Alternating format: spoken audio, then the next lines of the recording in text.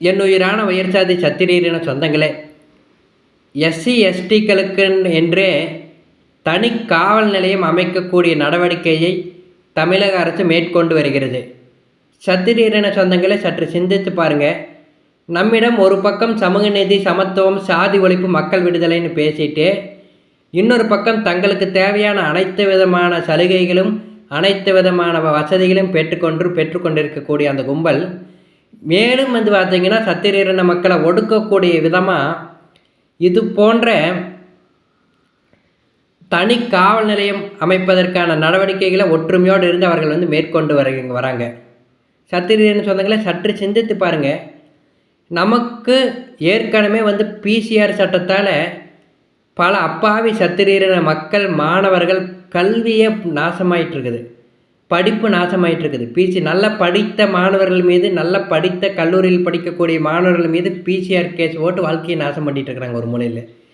இன்னொரு மூலையில் பார்த்தீங்கன்னா அந்த பிசிஆர் கேஸ் ஓட்டு விவசாயிகளிடமிருந்தும் சரி, சத்திரியரின மக்களிடமிருந்தும் சரி, அப்பாவி மக்களிடமிருந்தும் சரி பணம் பறிக்கக்கூடிய வேலையை பார்த்திங்கன்னா தமிழ்நாடு முழுக்க தொடர்ந்து மேற்கொண்டு வராங்க சொந்தங்களே. அதன் தொடர்ச்சியாக இப்போ மேலும் இது போன்ற தனி காவல் நிலையங்கள் பார்த்திங்கன்னா அமைக்கப்பட்டால் இது போன்ற சம்பவங்கள் எப்படியெல்லாம் அதிகரிக்குங்கிறத பாருங்கள். எப்படியெல்லாம் அப்பாவி சத்திரியரின மக்கள் பாதிக்கப்படுவாங்கங்கிறத பாருங்கள். இது போல் தங்கள் சாதிக்கென்று தனி காவல் நிலையம், தனி நீதிமன்றம், தனி சட்டம், சகல சலுகைகள், சட்டத்தின் இந்த நாட்டுடைய செல்ல பிள்ளைகளாக வளர்ந்த அவர்கள் இந்த தேசத்துக்கு எதிராகவும் சரி, சத்திரியர் இனத்துக்கு எதிராகவும் சரி பல விஷயங்களை மேற்கொண்டு வராங்க.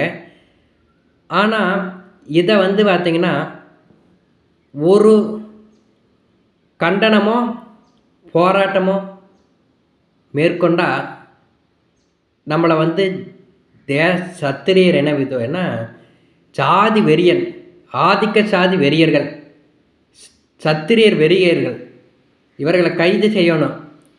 மனித உரிமை மீறுது, அப்பாவி மக்கள் மீது அப்பாவி மக்கள் மீது சாதிவாதிகளின் ஒரு வெறி, இது போல் எப்படியெல்லாம் பரப்புவானுங்க இவனுங்க சத்திரியன்னு சொந்தங்களே.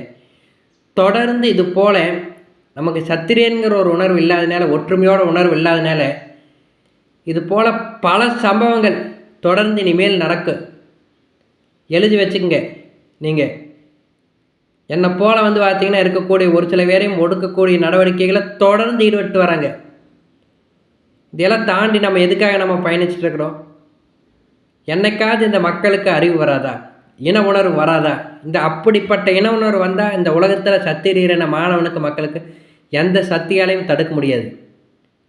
அதை நம்ம எதுக்காக நம்ம மேற்கொண்டு வரோம்? அந்த உணர்வு எதுக்காக நம்ம வர வைக்கணும்னு நினைக்கிறோம்? சத்திரியனுங்கிற இன உணர்வை நமக்கான உரிமைகளை சமத்துவம்னு பேசி பிடுங்கிட்டாங்க, சமூக நீதி பேசி பிடுங்கிட்டாங்க. அதையை நம்ம பார்த்திங்கன்னா மீட்கொண்டா சத்திரியர் அதிகாரம் தான் ஒரே வழி. இதை உணருங்க.